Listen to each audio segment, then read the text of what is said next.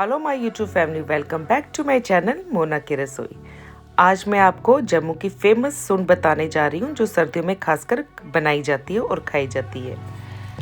इस सूंड से तकरीबन जो जैसे प्रेग्नेंट वुमेन्स हों उनके लिए ही है, पर सर्दियों में आजकल सभी खा लेती है। पहले टाइम पे होता था कि ये जब बेबी होता था तो उस माँ के लिए बनाई जाती थी, पर आज हर घर में ये बनने के लिए सर्दियों में तैयार रहती है। तो बने रहिए मेरे साथ। इसके लिए हमें क्या चाहिए, 250 ग्राम मैंने शुवारे लिए और 300 ग्राम मैंने बादाम लिए। इनको गर्म पानी में मैंने डिप कर लिया है। गर्म पानी में इसलिए डिप किया है, एक तो इसकी गंदगी जो होती है शुवारों की वो साफ़ हो जाती है और अच्छी स्मूथली तरीके से ये कट भी जाते हैं। मैं इसके सीड्स निकाल रही हूँ। इनको मैंने छोटे छोटे पार्ट्स में काटना है। इस तरीके से हमने करना है इसे। ऐसे तो कई सूखे भी काट लेते हैं, पर एक तो दिक्कत होती है, ऊपर से टफ तरीके से कटते हैं। इस तरीके से मैंने काट लिया और बड़े स्मूथ तरीके से हो गए थे जब मैंने इसको भिगो के रखा था। अब मैं बादाम भी छील लूँगी। बादाम को भी मैंने सारे छील लेने हैं, कई तो साबुत भी डाल लेते हैं, पर मैं बारीकी से काम कर रही हूँ क्योंकि मुझे साबुत बादाम इतने अच्छे नहीं लगते हैं।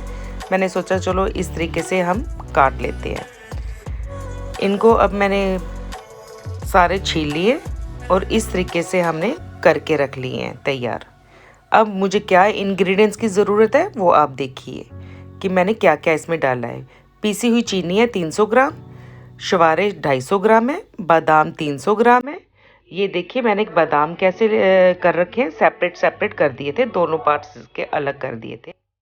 काजू 250 ग्राम मेरा है। खसखस भी मेरी 250 ग्राम है। नारियल एक पीस जो होता है गोटे का वो है, और 50 ग्राम सूंड, 100 ग्राम गोंद, 50 ग्राम मगज़, 250 ग्राम किशमिश और ये 150 ग्राम मेरे मखाना था। डब्बा मैंने घी का रखा है कि जितना मुझे ज़रूरत होगा मैं उतना डालती जाऊंगी साथ के साथ। इसको वैसे भी ज़्यादा घी की ज़रूरत पड़ती है। ये अब मेरा घी मेल्ट हो रहा है। इसे अच्छी तरह से गर्म कर लेना है। जब हम उसमें मटेरियल डालेंगे तो उसको हम लो टू मीडियम कर देंगे। ये मैंने अब जब ये मेरा गर्म हो गया है तो मैंने इसको डाल दिया है। ये मेरा कम से कम 2 से 3 मिनट में रोस्ट हो चुका था। क्योंकि मेरा टाइम ज़्यादा इसलिए लगा क्योंकि एक तो भिगो के रखे हुए थे, इसलिए अगर आपके साबुत है तो आप इसको 1 मिनट के लिए ही रखें। जब आपका बादाम क्रैक करने लग जाए तो इसका मतलब हो चुका है, खुशबू आ चुकी है, तो आप निकाल सकते हैं। ये मैंने 2 से 3 मिनट रखा था। जब ऐसा कलर हो जाए तो आप निकाल लें फटाफट, क्योंकि निकालते निकालते भी बहुत जल्दी फ़र्क पड़ जाता है। इसको भी मैंने जितना बादाम को टाइम लगा है इसे भी टाइम लगा है। इसको भी हमने अच्छी तरह से रोस्ट कर लेना है। गीला ये भी था। अगर आपका सूखा ही आपने कटिंग कर रखे तो उसको भी आप 1 मिनट के लिए ही करें।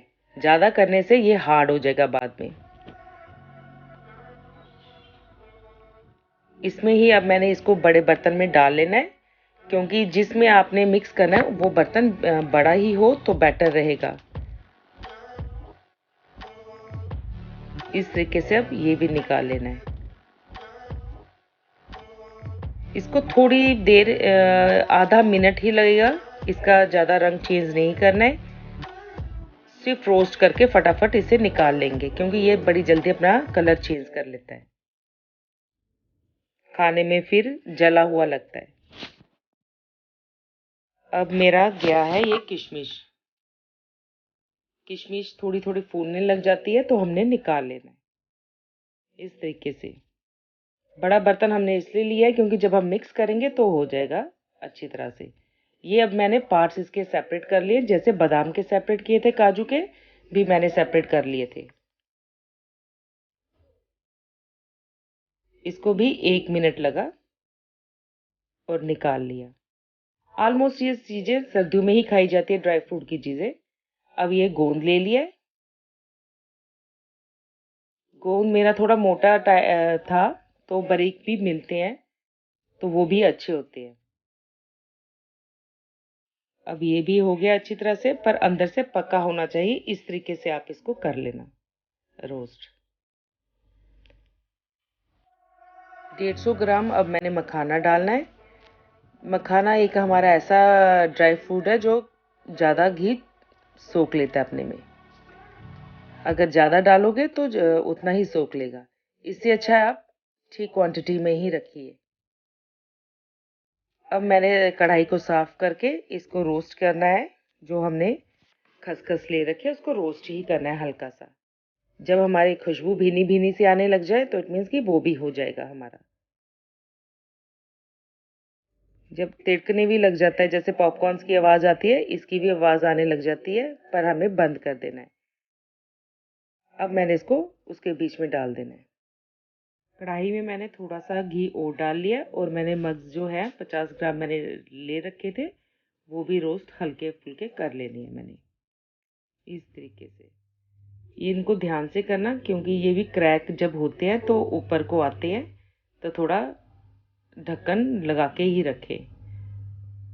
अब मैंने और घी डाला है जिसमें मैंने जो सुंड थी, जिंजर पाउडर था, वो मैंने ड्राई पाउडर था, मैंने घी और डाला है। तो इसको रोस्ट कर लेना अच्छी तरह से। इसकी भी जब भीनी खुशबू आ जाए ये भी मिक्स कर लेना। है तो ये बनाने के लिए आसान ही है, सिर्फ हर चीज़ को थोड़ा थोड़ा रोस्ट कर लेना, क्वांटिटी देख लेना है। अब जो मेरी जो ये पीसी हुई चीनी थी 300 ग्राम, अगर आपने कम खानी है तो उसे कम डालने की कोशिश कीजिए। अगर आपने ठीक खानी है तो मैंने 300 ग्राम पूरी मिक्स कर ली थी, मेरी क्वांटिटी इसी में थी 300 ग्राम की, तो ठीक रहा था मीठा, ना कम ना ज़्यादा। तो उसी तरीके से अगर आपको मेरी ये पंजीरी अच्छी लगी हो, जिसे हम सुन कहते हैं अपनी भाषा में, तो अगर आपको अच्छी लगी है, लाइक शेयर सब्सक्राइब ज़रूर कीजिए और शेयर कीजिए अपने फ्रेंड्स को।